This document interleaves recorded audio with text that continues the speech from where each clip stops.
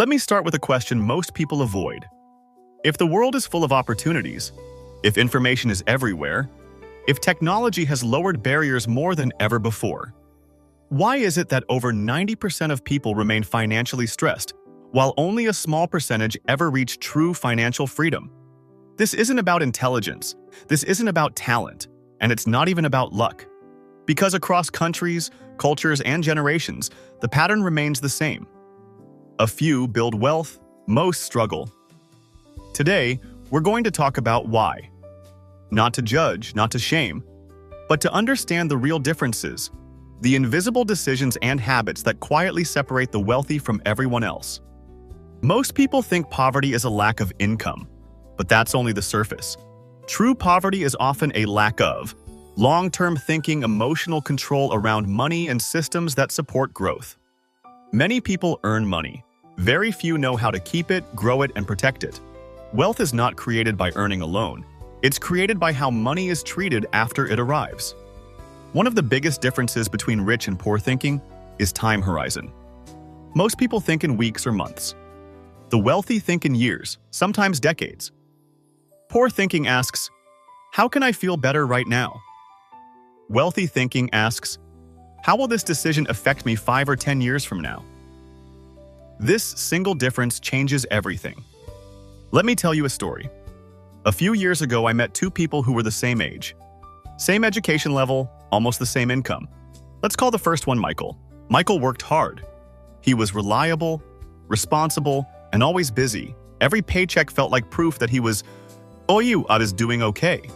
But Michael lived paycheck to paycheck, not because he earned too little, but because every decision he made was focused on now.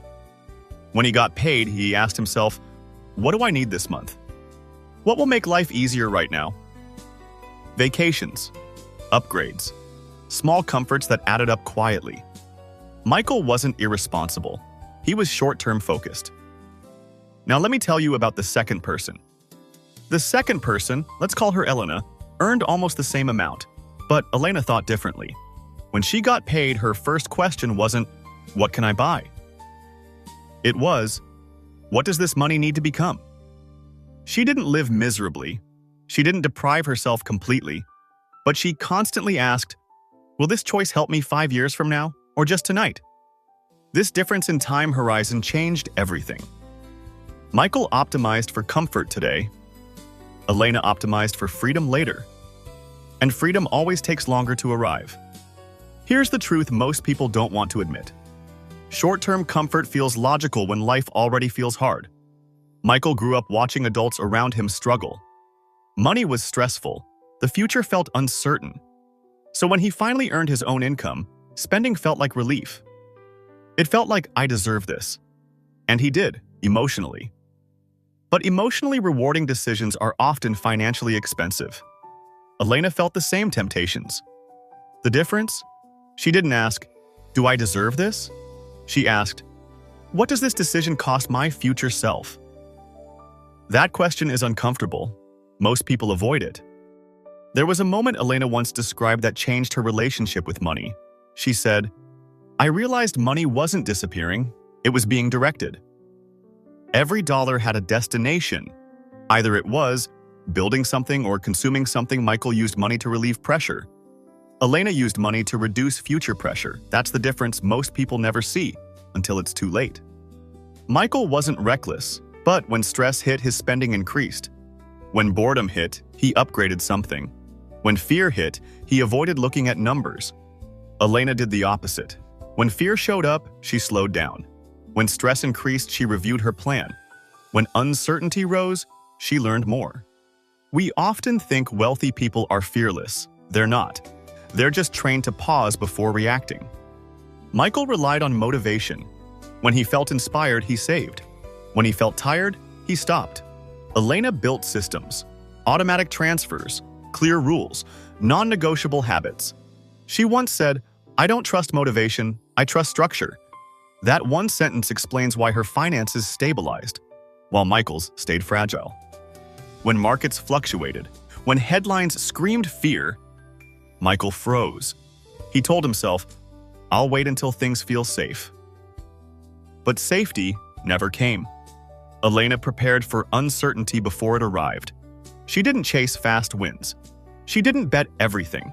She asked, "Can I survive if this goes wrong?" That question saved her more than any high return ever did. Then something happened. An economic slowdown, nothing dramatic, but enough to expose weak foundations. Michael panicked. Bills felt heavier. Options felt fewer. Elena adjusted, not because she was smarter, but because she had planned for disruption. Preparation doesn't remove pain, it reduces panic. Here's the deepest difference. Michael saw himself as someone trying to keep up. Elena saw herself as someone building something. Identity shapes decisions before logic ever enters the room. Eventually, Michael earned more, and yet, his stress didn't disappear because his identity didn't change. More income amplified the same habits. Elena didn't wait to feel rich to act wealthy. She acted responsibly first. Money followed later. Elena didn't grow up wealthy. She learned by watching mistakes, by asking questions others avoided, by studying patterns, by paying attention when things went wrong. Most people avoid financial discomfort. She leaned into it. Elena didn't wake up one day and suddenly feel financially free. There was no lottery moment, no viral success, no dramatic overnight transformation. What she built was quiet, boring, and incredibly powerful. The first thing Elena did was define what financial freedom meant to her. Not luxury, not status, not expensive symbols. For Elena, financial freedom meant, if I stop working for a few months, my life does not collapse. That definition shaped every decision that followed. Before investing aggressively or starting anything risky, Elena focused on stability. She built an emergency fund that covered 6 to 9 months of basic living expenses, a lifestyle that could survive income fluctuations, fixed expenses that stayed low even when her income increased. While others chased returns, Elena chased resilience. Because freedom doesn't come from earning more, it comes from needing less to survive. Every time Elena's income increased, she paused. Instead of upgrading her life, she upgraded her asset base. She followed a simple rule. New income buys assets first. Lifestyle comes second. So raises went into long-term investments, skills that increased future earning power, side projects that could one day operate without her full attention. This is where her path separated permanently from Michael's. Elena didn't chase passive income fantasies. She built active income first, then slowly converted parts of it into semi-passive systems. Consulting became products. Skills became leverage. Time became ownership. She always asked, "Can this work without me for a week, a month, a year?" If the answer was no, she redesigned the system. Elena understood something most people underestimate. Compounding doesn't feel powerful in the beginning. It feels pointless. For years, her progress looked invisible. But she stayed consistent, investing regularly, reinvesting returns, avoiding emotional decisions. She didn't interrupt the process, and eventually the curve bent. Financial stress comes from dependence. Elena reduced dependence on a single employer, a single income stream, a single skill. This didn't happen overnight, but each year she moved one step closer to optionality, and optionality is the real definition of freedom. This was the hardest part. Elena said no, often. No to lifestyle inflation, no to comparison, no to spending as emotional relief. Not because she lacked desire, but because she valued future calm more than present excitement. The day Elena realized she was financially free wasn't dramatic. No champagne, no announcement. It was a normal Tuesday. She looked at her numbers and realized, my investments and systems now cover my basic life. Work became optional, and when work becomes optional, life feels completely different. Elena didn't escape financial stress because she earned the most. She escaped it because she planned early, controlled emotions, built systems, respected time. Financial freedom wasn't a destination. It was the result of hundreds of small, disciplined decisions made when no one was watching. More than 90% of people stay poor not because they lack opportunity, but because they never change how they relate to money, time, and themselves. Michael wasn't lazy. Elena wasn't lucky. They just chose differently, consistently, and those choices compound quietly until one day the difference becomes impossible to ignore. Let's be clear about something. The difference between people who stay stuck financially and people who eventually become free is not intelligence, not luck, not background. It's who takes responsibility early and who waits. Here's the truth. No one tells you. You don't need to change everything today. You don't need to quit your job. You don't need to become someone else. You only need to stop making decisions that sabotage your future self.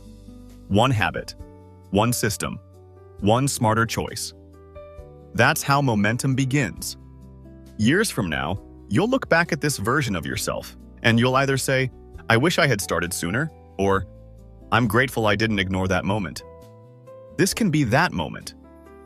If this video gave you clarity, perspective, or even discomfort, that means it did its job. And if you want more content like this, real stories, real lessons, no hype, no shortcuts, support this channel. Subscribe so these conversations keep reaching people who need them. Like the video to help this message travel further. Share it with someone who's silently carrying financial stress.